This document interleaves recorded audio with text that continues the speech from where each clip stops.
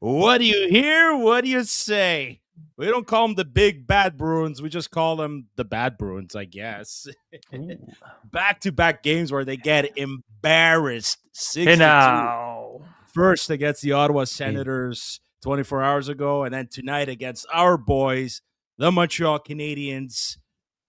You know, yeah, 6-2. I wouldn't go as far as saying they whooped their ass, but they whooped their ass when it mattered, when it counted. What's up, everybody? It's another live post-game show of the Curfew Boys podcast on YouTube and Twitter, also known as X, wherever you're tuning in from. Thank you very much. Thanks for tuning in. Please click like and subscribe. Share this with your friends, with your dear Habs fans, friends near and far. All of our episodes available on audio platforms as well, such as Spotify, Apple Podcasts, Google Podcasts, any podcast platform. You can follow the Curfew Boys on social media, TikTok, Twitter, and Instagram. It's where we are most active. I am Sammy. He is Zook, the man on the bass, and my cousin Chris. Hey now, boys. Hey, no. What a game. What a game. Yeah. What a game. That was a very heated rival matchup between the Bruins and the Canadiens. It's what we've been wanting for a while, and we got it. I think we got it tonight. I really think we did. Right, but on that note, I don't think it's like it used to be like in the early 2000s. No, maybe not. Well, I don't know what's lacking, you know? Like, well, what's lacking is a Montreal-Boston playoff series. That's what's lacking. We haven't gotten that since 2015? Right, 2014. It was around there, 2014, 2015. But I don't even think it's going to be like that, even if they make the playoffs tomorrow. They're playing the Bruins, let's say. I don't think it'll be that. The team makeup is not the same. They don't have a dirty Lucic, and they don't have a big Z. They have a not that. What do you mean they don't have a big Z? They do have a big Z. Zadorov, look what he did. Look what he tried to do. He's a tamed lion compared to a fucking Lucic and whatnot. He's a big boy. Don't get me wrong. The comments are already coming in. I love it. Before we get to all of that, I'm just going to take a couple of seconds to thank our sponsors for tonight. We'll start with my boy Mike from Mike's Barbecue Rub and RDP. Creates his own season and spices for anything that goes on the barbecue, your meats, your vegetables, your fish, whatever it is. If it could be cooked on the grill, you need to try Mike's Barbecue Rub. He uses those same seasons and spices to season his own kettle cooked chips, which are absolutely amazing. He ships anywhere and everywhere in Canada. Give my boy Mike some love on social media like Instagram and TikTok. Visit mikesbarbecuerub.com for more information. When you beat the Bruins, you have to beat your meat, folks. Don't forget to always rub your meat. Beat your meat? Did I hear that correctly? You did. Lord. I said the wrong thing. Rub your meat, folks. That's what I tried. You can even beat the Bruins, rub your meat. We're live, and I can't edit this, but it's okay. On to our next sponsor, Les Délices Lafresnaise. Some of the best pastries, cakes, cannolis. Hey, Christmas is around the corner to us Italians, and whoever loves dessert, you definitely need to go to Les Délices Lafresnaise before the Christmas break, which is in, I guess, less than 48 hours from now. They got the Zeppelis, the best, especially in the month of March, the San Giuseppe holiday, which, you know, next thing you know, March is on the way. 6 locations, one for every Montreal Canadiens goal tonight. Rosmuir, Brossard, Saint-Julie, Montreal, West Point Claire, and our hometown, St. Leonard. Visit lesdeliceslafresnaise.com. They are simply delicious, simplement délicieux. I'm laughing based off what I said earlier. And last but not least, our boy Sunil from the famous Habs Cave, who I'm pretty sure he's pumped and fired up tonight after this Montreal Canadiens victory. Best content out there regarding Montreal Canadiens memorabilia. His basement is filled from top to bottom with all kinds of stuff. He is literally got the man's cave dream for Habs fans out there. So give our boy Sunil some love on Instagram and TikTok. He's a great human being, great member of the Montreal Canadiens community. Habs Cave on Instagram and TikTok. Boys, oh my God. Does this ever feel amazing? Good? Feels good. Does this ever feel amazing? Hey, off-grid gaming, thank you once again for another contribution, buddy. You know what, man? We do this for the love of the game and for the love of the sport and for the love of this team and just to interact with Habs fans near and far. grow this community, have some conversations, share some different opinions and thoughts. Gaming, you're one of the OGs. There's a lot of you out there, a lot of you listening right now. You guys are all the OGs. Thank you so much, man. Does it ever feel good to beat the Bruins 6-2?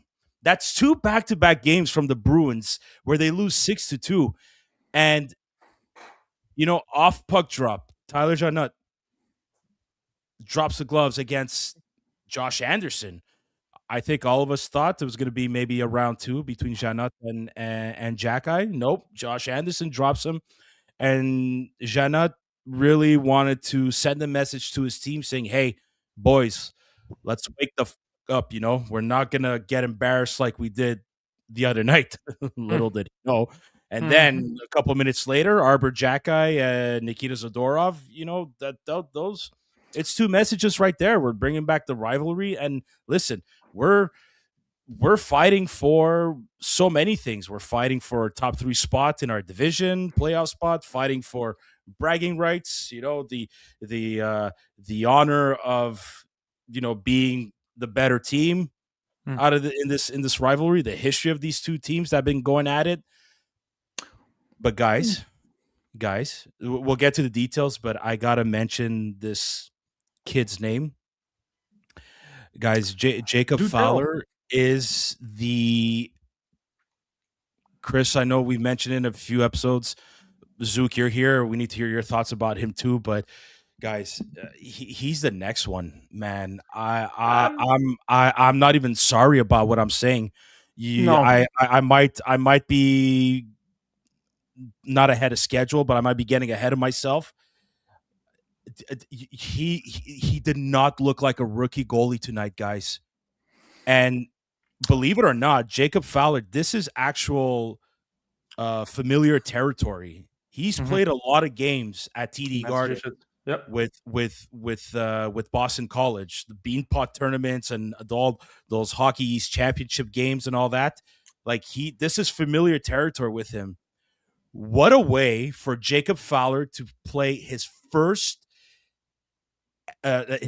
game as a goalie in the NHL at TD Garden against Boston. Look, you saw in the first period, right, Sammy? Yeah. Off the get-go. Already clutch saves in the first period. I love these comments about Fowler away. I want to say something about the poise and the calmness. I don't think it reminds me of Price. Okay. However, I get what that comment stands for. It's also in comparison to what we've been looking at the last 4 years with goaltenders that are not calm and poised. Now we get someone who has a little essence of what Price was. He was very abundant with calmness. I don't think his technique is like Price's. I'm going to go out and say this: Price's it might be even better than Price's. There, how about that? Fight me on this, and let me explain why I say this, guys. Okay, jeez, wow. I'm not saying Price's technique was terrible. Like, don't get me wrong. No. Price's technique was off the charts. Was one of the best. However, I think Fowler is at that new school goaltending. That Price is not new school. Like, he's that new age, same wave of Price, but 2.0. Jesus Christ. Okay. And it's just the way it is.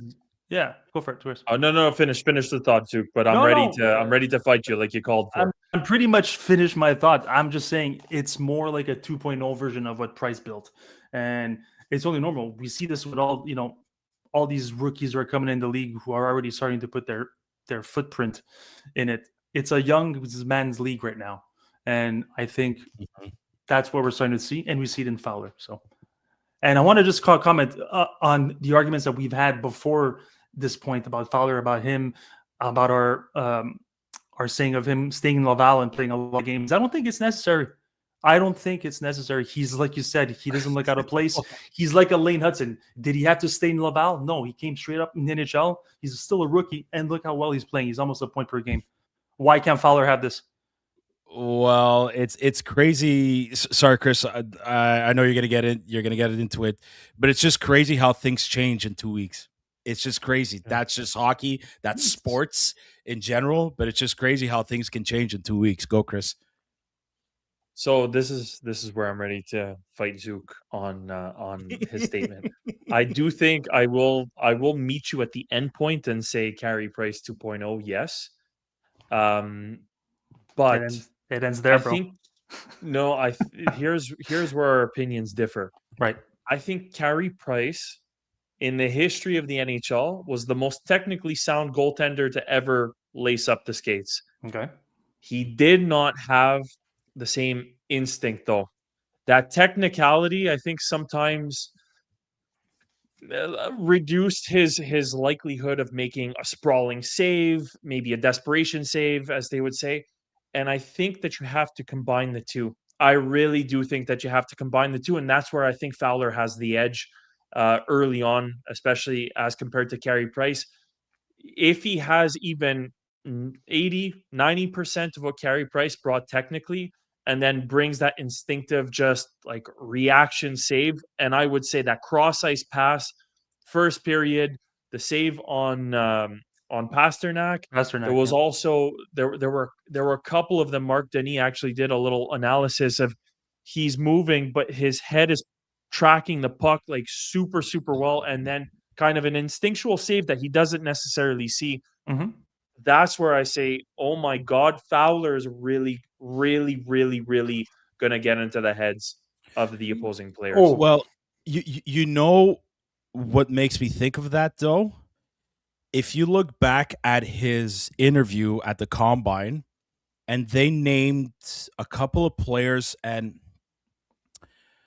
I think the players that they were naming, the interviewers, excuse me, they were naming players in the NCAA, I think, and he was saying, and he was determining how these players, which hand they shoot, and what type of players they are. Are they a passer? Are they a shooter? Are they a sniper, playmaker, all that? And he was just naming them off the get-go as if he studies them day in and day out. And he said this in his interviews, like, you need to know these guys and what they're going to do on the ice if you want to have success against them. And he's doing that at the college level. And I'm willing to bet every dollar that I don't have in the bank anymore that he's doing this at the NHL level at this age. His puck tracking is absolutely flawless. Angie Mancini, flawless. One word for Fowler. Flawless Fowler. Say that 5 times as fast as you can. Flawless Fowler. Flawless. And he's only going to get better, guys. Yeah. And he's what, 21? He's only 20. He's doing this at the age of 21. I was still trying to figure out how it works. Yeah. You know what I mean? Still not conscious at 21. Where's the instruction manual? You know what I mean? Chris, I want to add something to my point about the Fowler the Price 2.0. Okay, something that I think Carey Price lacked, and we all agree on this point, is head game, his mind. He had issues with his mind at first, and the cup, according to Hi-Fi. But I think Fowler's ready mentally more at this point in his career than Price was at 21, and that's something to say. Because he's only going to get better from now on, right? Yeah, we saw how Price got. You just said it, Zook. Like, I think headspace all around and just the nature of the human being, that also is another. I'm so happy that you mentioned that, because it's the other point that I think is going to get him past Carey Price and over that hill to finally win the Stanley Cup. I think so. Obviously, Price did not have the same team. He will not, like, obviously, we got to talk about that guy back there. But there's so many other players to talk about tonight, boys. But yeah. Mm-hmm. Carey Price will have never had the same team, sadly, in front of him. But I do think that, you can make an argument. Years of losing with never having any support, and basically you let in 2 or more goals and you lose. What does that amount to? What does that, how does that play into a professional athlete's mindset? But I just think Fowler, again, you said it more than anyone here, Zook. Montreal, he's built for this market. As far as his aggressiveness, his compete, like Carey Price, and I'll give you the perfect example, and I'll tie you back to the game. Carey Price, Montreal Canadiens playing the Boston Bruins, bench brawl. He should have beat the shit out of Tim Thomas.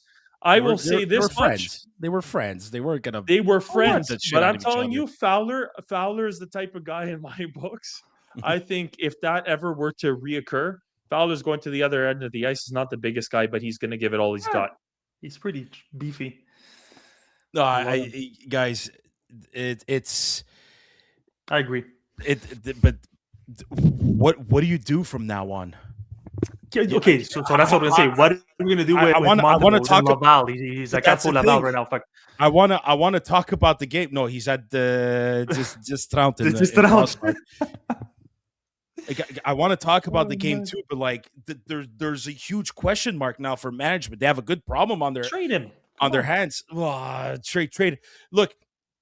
Okay, look, speaking of that, apparently rumors are Pierre LeBrun tweeted this, and I think a couple of hockey analysts tweeted this. Some teams are asking Marc-Andre Fleury if he's interested in coming out of retirement and come play.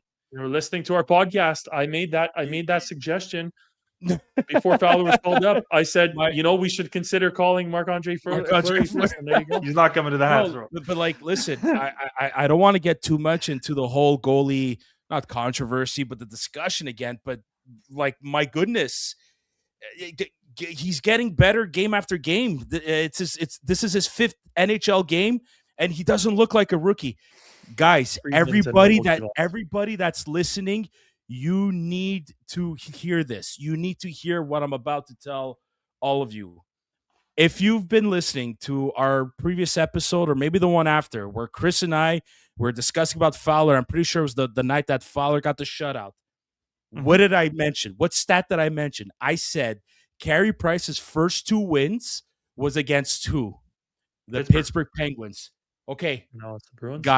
Guys, I'm not making this shit up. I'm not making this shit up. Put on the screen. Carey Price's 3rd win in the NHL. Take a wild guess who was against, and it was against the Boston Bruins in Boston. What was the score? 2-1. Oh, okay. It wasn't 6-2. It wasn't 6-2. That would have been 2-1. Even. I would have jumped out my window if it was 6-2. Still, guys. Yeah, it's insane. It doesn't make sense. Okay, but wait a second. Is this a coincidence, or is I don't believe in coincidence? Dude, I said it. We posted content about this, okay? I don't think it's coincidence, and I do think he's the next one. I don't want to have to repeat myself. 31 plus what is what? It's 32. I'm 32. Losing, guys. I'm there. I'm like, I swear to God. Okay, hockey-reference.com. I have it right here. I have the Carey Price stats right here. The 5th game he won in his career. On November the 8th, 2007, at Boston, he won by final score of 2-1. Listen, guys, come on. It can't be a coincidence here. He's doing everything that the other 3 legendary goalies of this franchise did.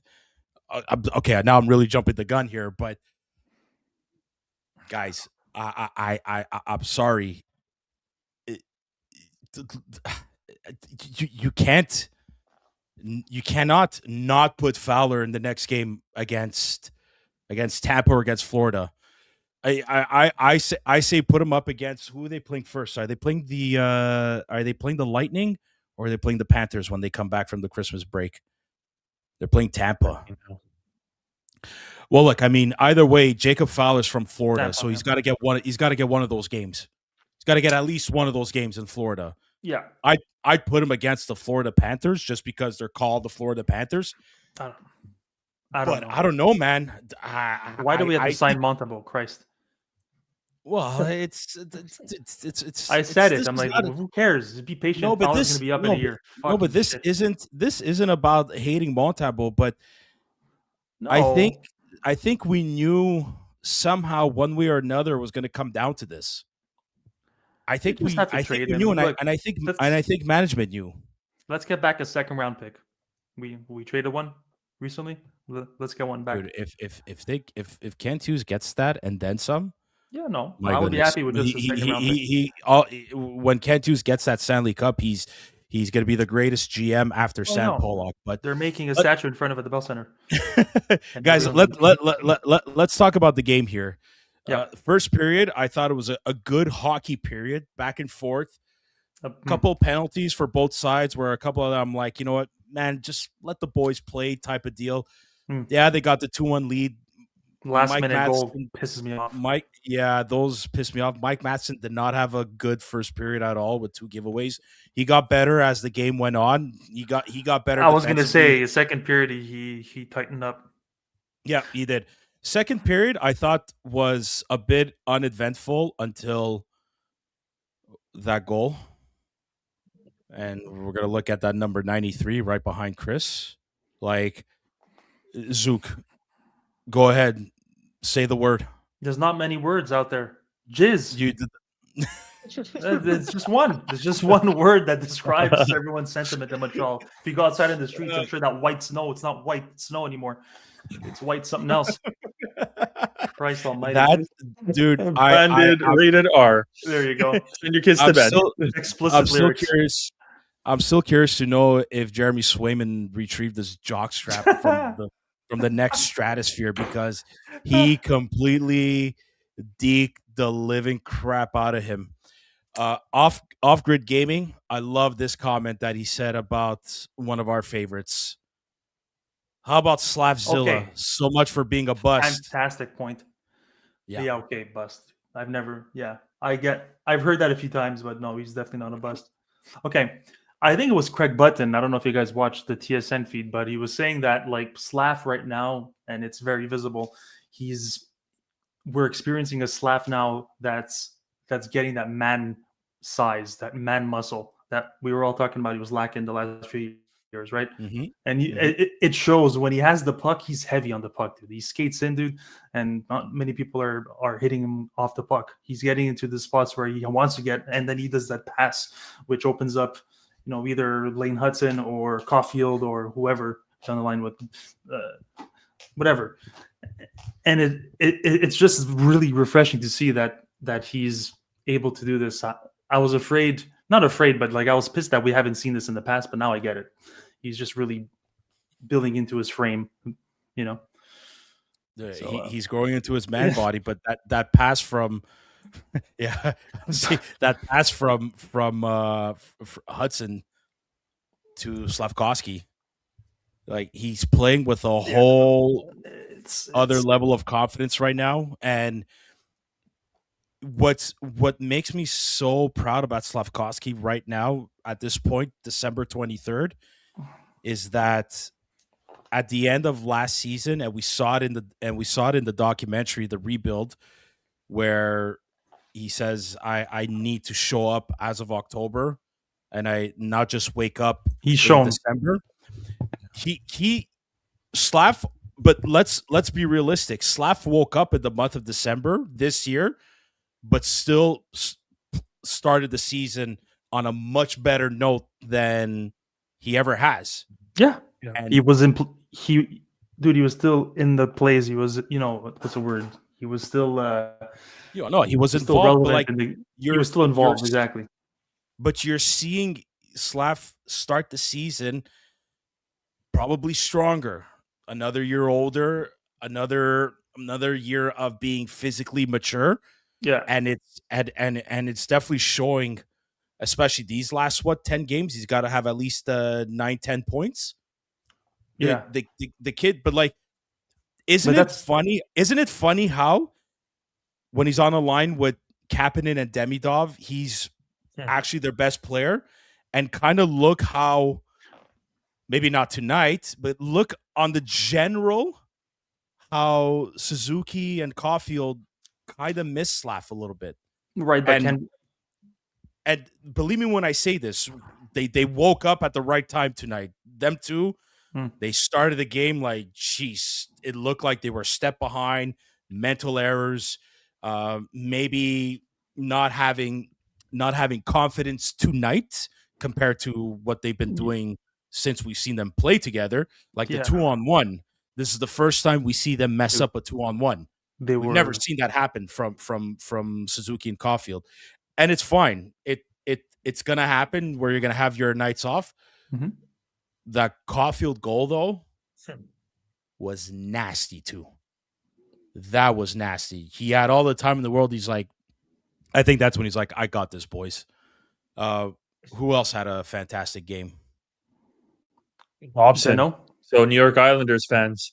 I think there was a moment. I'm going to make another movie analogy. So it's going to be Showtime or movie time, Chris, I think pretty soon. But Noah Dobson slash to the face.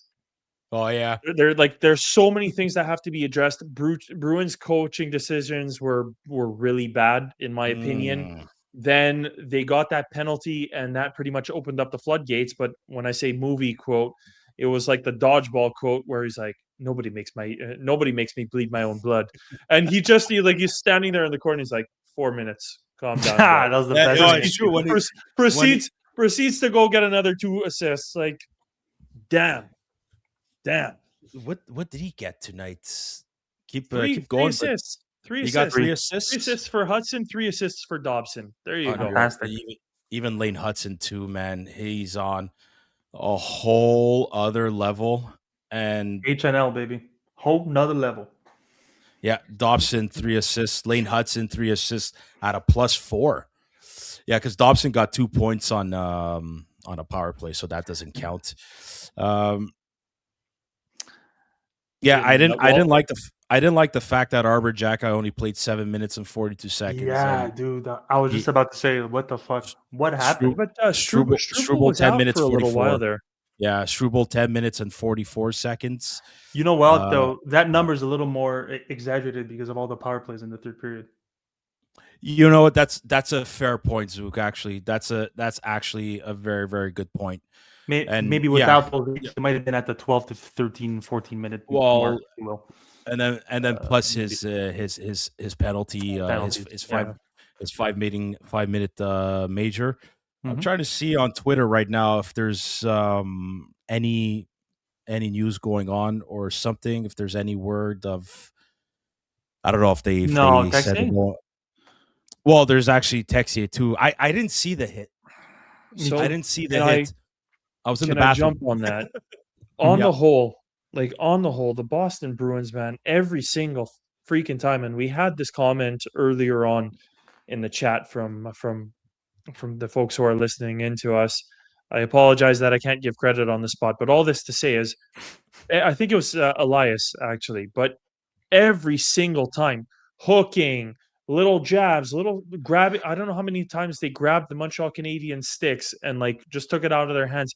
Stupid, dirty little shit plays. I'm not saying that the Texier, funny enough, I am not saying that Texier was the hit on him was actually extremely dirty. It just lined up very poorly. I will give the Boston Bruins the benefit of the advantage. They played dirty as shit behind the play, nonstop. But that hit, the guy was just finishing his check, but he just landed his shoulder square onto the side of his head, and they were saying that his neck took most of the impact. I wouldn't be surprised if he's concussed.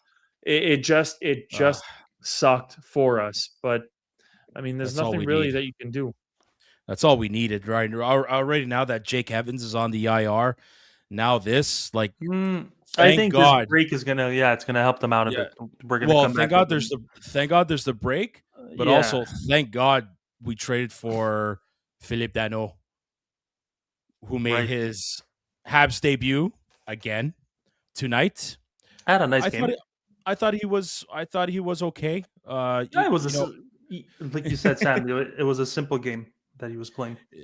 15 minutes and 29 seconds, and he was 33.3 on the faceoff. But we'll let it slide for his first game. He got 1 shot, 2 hits. Mm-hmm. Yeah, you could tell that he also hasn't played in 2 weeks, though. Well, there was that too, right? He hasn't played a couple of games too. But no, this move is going to relieve Nick Suzuki off of some, I guess, heavy minutes. Definitely on the penalty kill. Even though, if Jake Evans is there, I don't think you see much of Nick Suzuki on the penalty kill. Okay. But no, I liked his game. I thought he kept a simple game, and you know what? He's not there to score points. That's what everybody needs to realize. He's not there to score points. Yeah. Sorry, who's Drew. requesting to do another show with us? So we'll definitely take him up on his offer. Anybody who's 1000%. not following Drew Deeks, great Habs YouTube channel. Go check it out. Fantastic content, radio voice through and through. But yes, Andrew, there was an injury. Texier, he basically got hit, didn't come back, got a high hit, neck/head impact. So not crazy. Was able to skate off on his own, but likely a concussion. And I hope it's not a concussion. Yeah, I like. I'm gonna say this. It might piss some people off. I like Charlie McAvoy, but tonight he was a fucking little shit. Well, he's not a little. He's not little. So good though, man. But tonight he was. He was an asshole tonight, but that's his game, dude.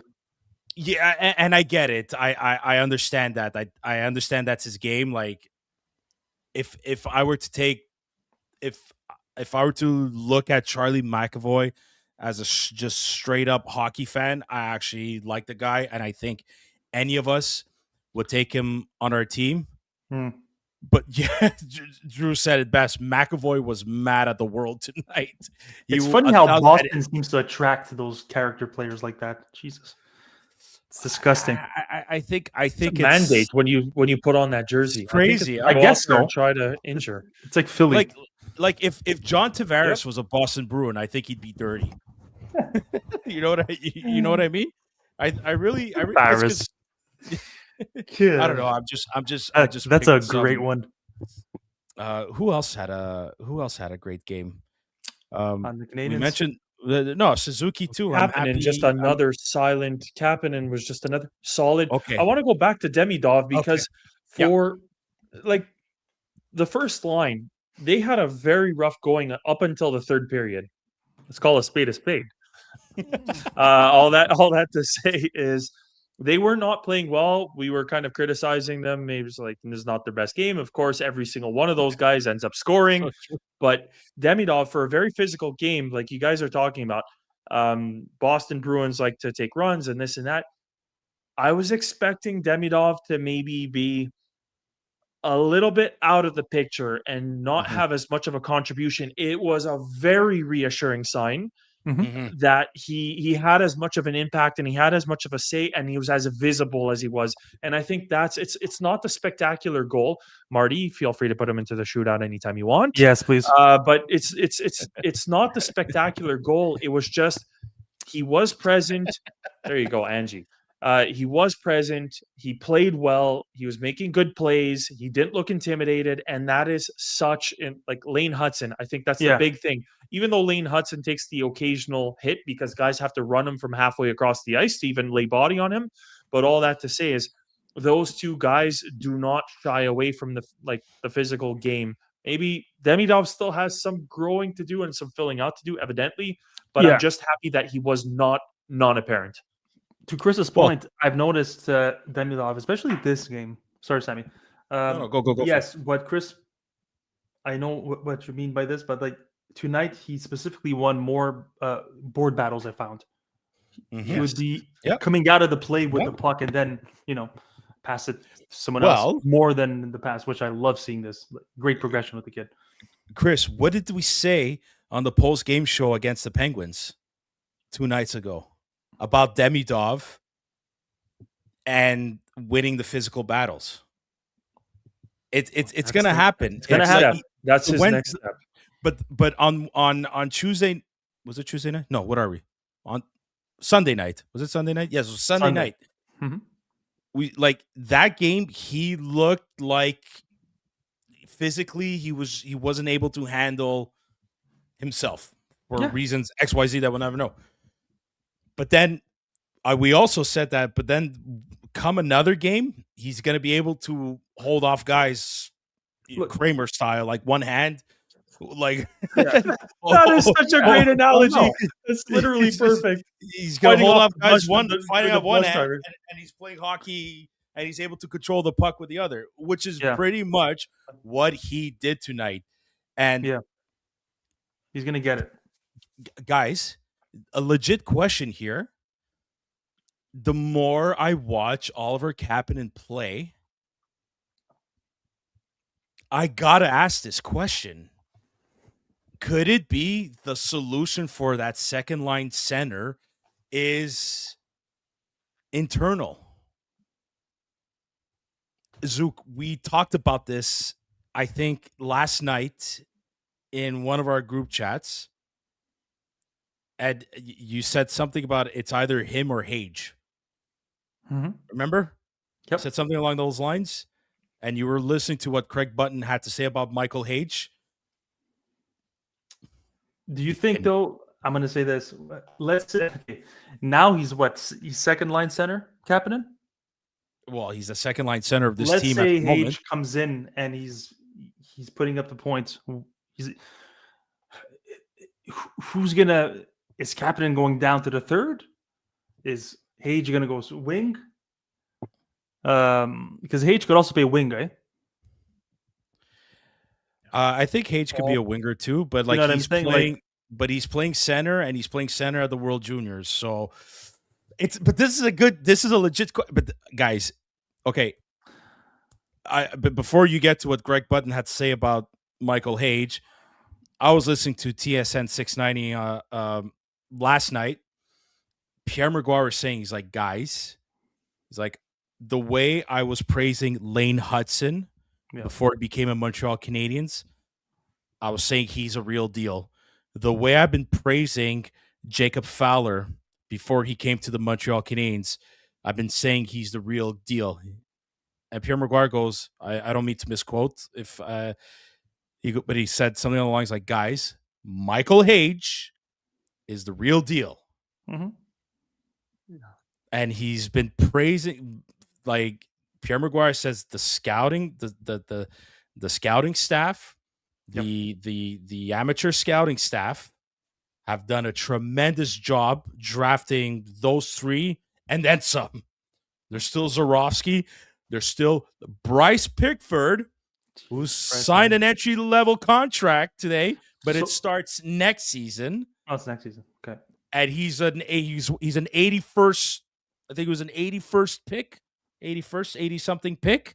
And he's leading. What a shot this kid has. What a shot. And he's leading all WHL players in goals, and he's leading all defensemen in points. I'm just saying here, like, there's time for this kid too. But all that to say, there's a very, very good possibility that second line center is internal or Kapanen. But I like what Hi-Fi Sound Guy says over here. We don't need a second line center. We need a first line winger. Okay. Is it Kirby time? Okay. Well, you mother. A legit question for everybody, not just Chris and Zook. Everybody listening and watching. I wouldn't mind trying Kirby Dach on a line with Suzuki and Caulfield. And I get that they're all right-handed shooters. Man. I don't think, my opinion, I don't think it would be a bad idea to give that a shot. Because I don't see Slavkovsky leaving Kapanen and Demidov line right now. I really, really don't. I cannot see. I just can't see it. And I can't see Kirby Dach being a better replacement for that line, for that Kapanen Demidov line. I'm not sure if putting Kirby Dach, giving Kirby Dach that responsibility on that kid line, we'll call it what it is. I don't know if Kirby Dach is able to do it as much as Slavkovsky is. Let's go back to the reason why they drafted Slavkovsky. What did Nick Bobroff said? He goes, this kid just wants to grab the bull by the horns. And he's finally doing that with these two players, with Kapanen and Demidov. Don't touch that line. Don't touch that line. Bolduc, he's trying with those two. Something tells me, we've seen it before a few seasons ago. There was a bit of chemistry between Kirby Dach, Nick Suzuki, and Cole Caulfield. I think I'd like to see that. Stay healthy. Yeah, that's the thing. I don't know what you guys think. Number one team. What do you guys think? I like that. Yes, I'm all for that too. I'd love to see Danault and Bolduc play together. I would like that. They can communicate in a mysterious language. Wait, Tabarnak. Exactly. It doesn't even have to be fully comprehensible. It could be like Abitibi French that they can throw out there, and they can confuse the opposing team. Well, but what about this line as a third line? Bolduc, Danault, and Josh Anderson. Fuck, powerful. What if? Well, this is where Hi-Fi Sound guys' comment becomes extremely interesting, because what if at that point in time it might be, let's say, Kirby Dach comes back, Newhook ends up going up to that first line, he's healthy again, Newhook first line, and then you have your third line of Bolduc, Danault, and even Kirby Dach. That is not bad at all. That is very good. I mean, I think it's going to be a harder challenge all around to figure out who's going to be playing top line minutes with Suzuki and Caulfield, because, like you said, that second line, in air quotes, is truly playing like the first line and then some at this moment in time. But the reason I also say Kirby Dach on the top line, you take away center responsibilities. He'll fly. And let him just focus on being a winger and not have to.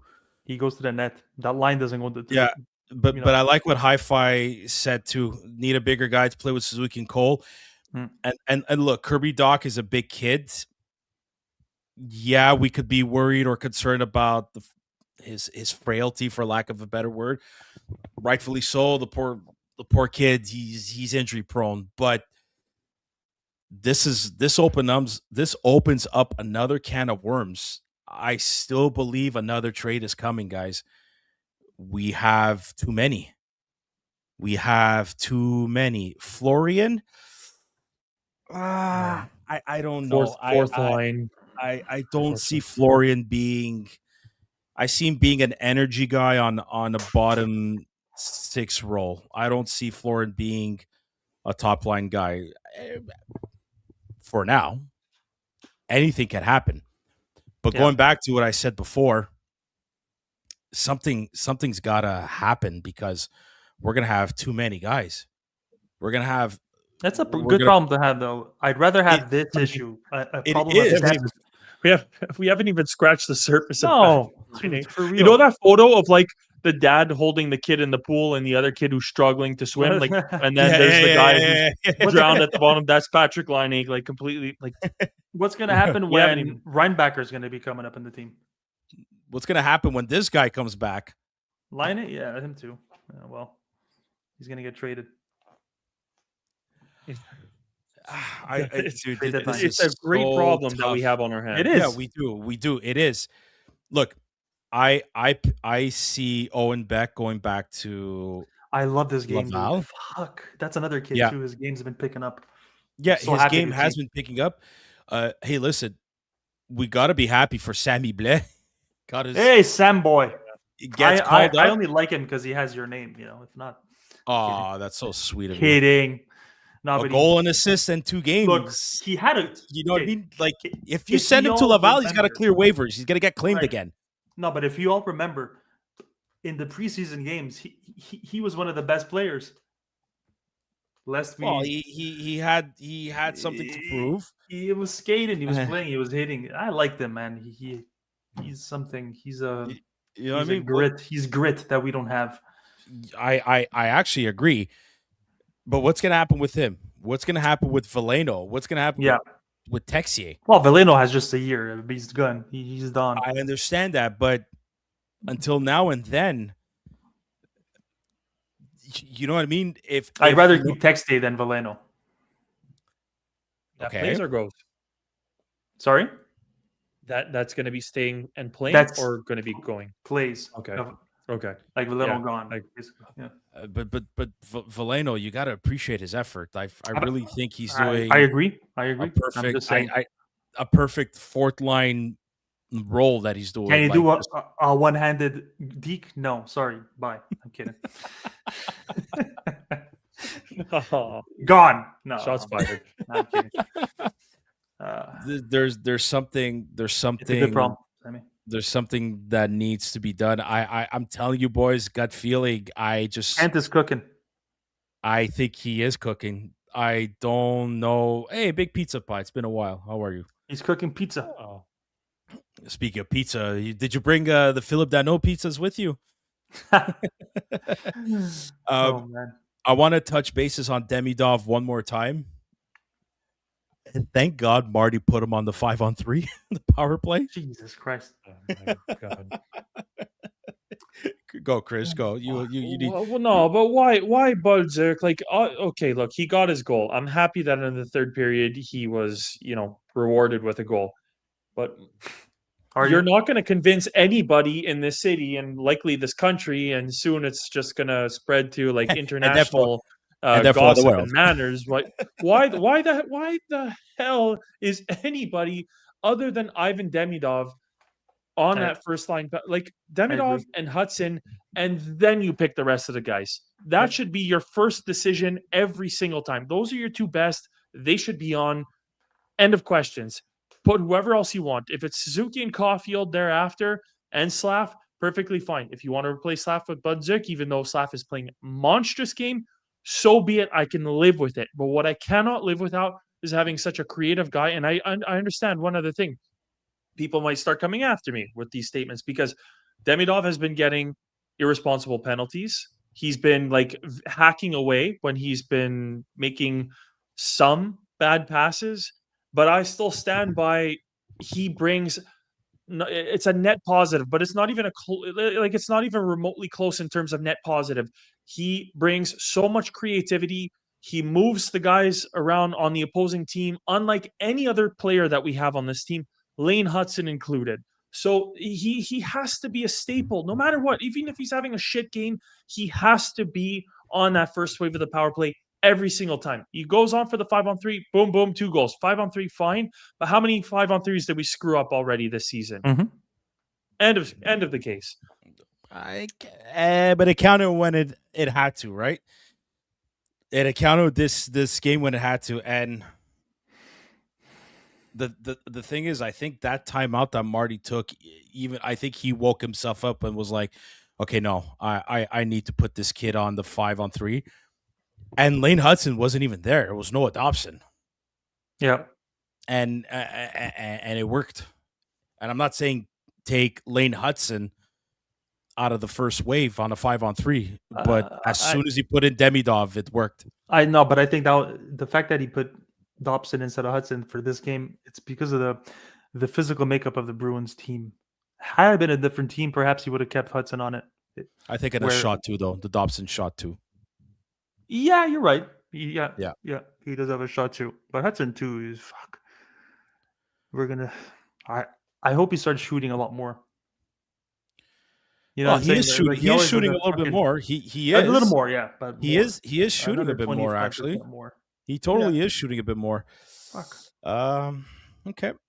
We're gonna get to some of the thoughts and questions from Instagram, and those listening and watching. First off, thanks for taking part of the conversation. But before we wrap up, if you have any last minute questions, guys, send them in, and we're gonna get right to them before we call it a night. We'll start with our questions on Instagram. Anderson 6779.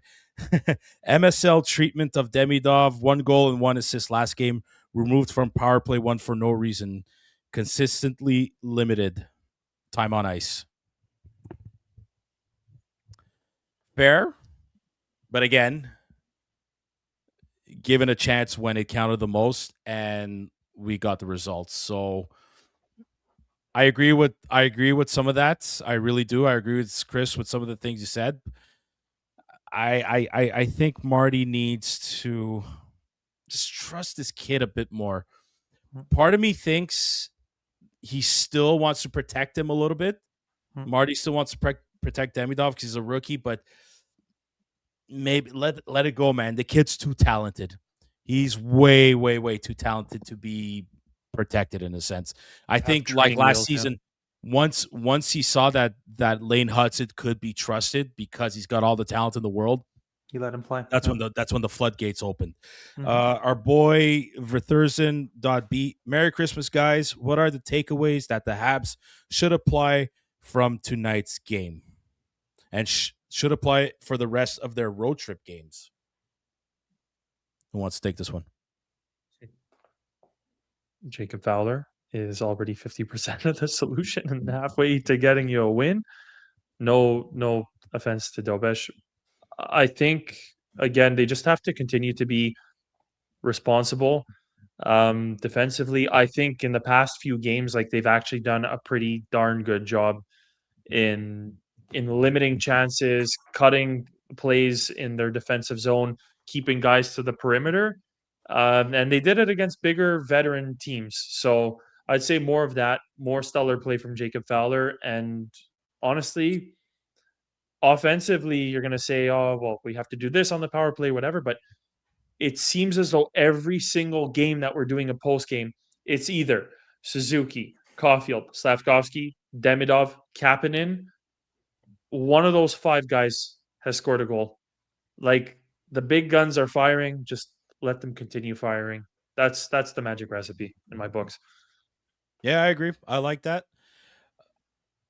I think they need to.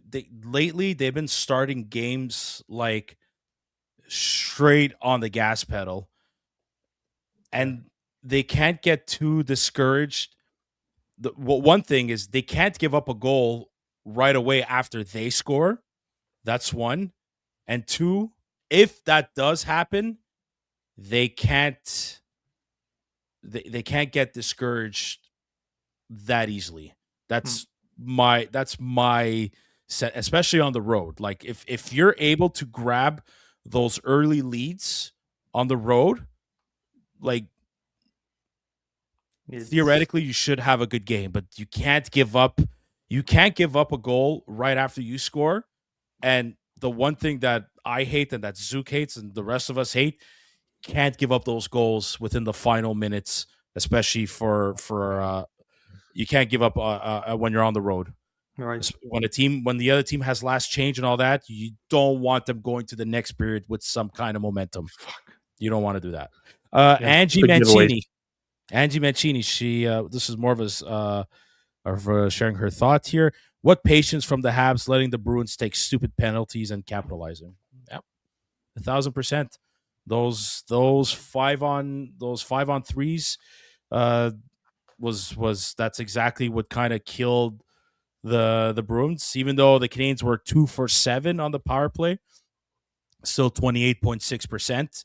We'll definitely take it. We'll take it as they come when they mattered the most. And then my buddy Nick N.Home11, give us your 3 stars of the game, please. P.S. I think 3 Demidov, 2 Fowler, 1 Hudson. Zook, what are your 3 stars of the night? Okay, first star.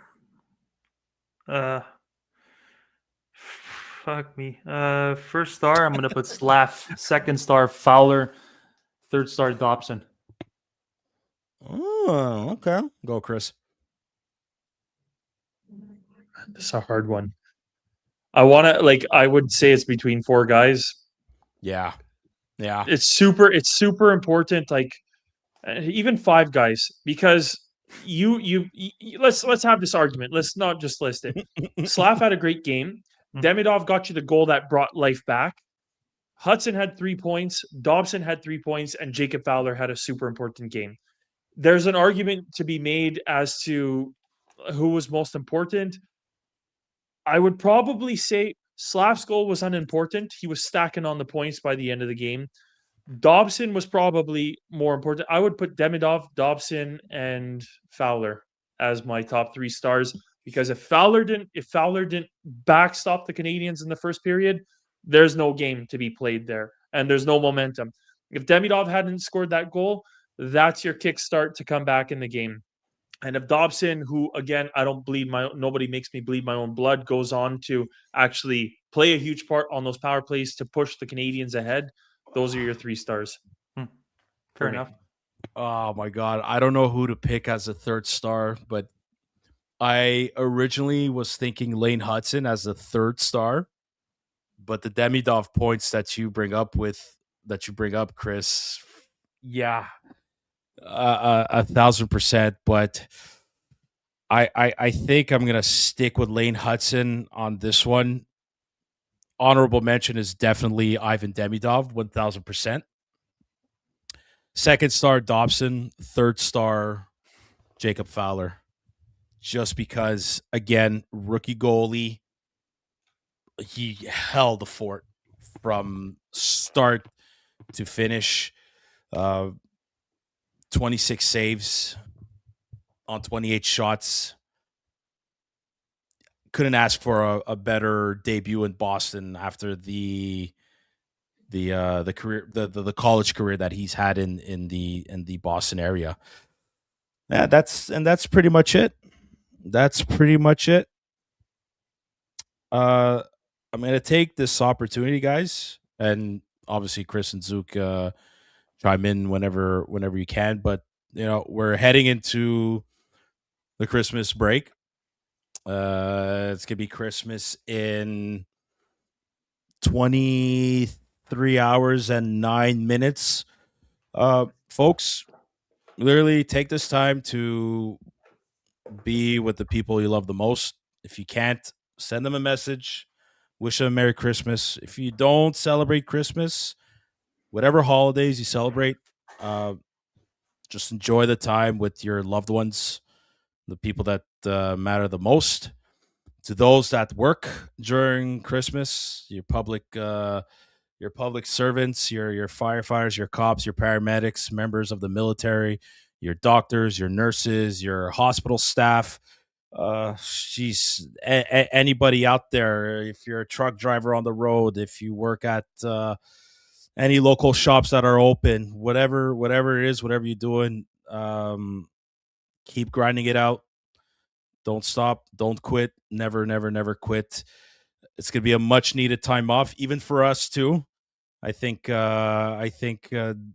last 3 games we brought the best we can on these post game shows, but a nice break with some family and some loved ones is definitely.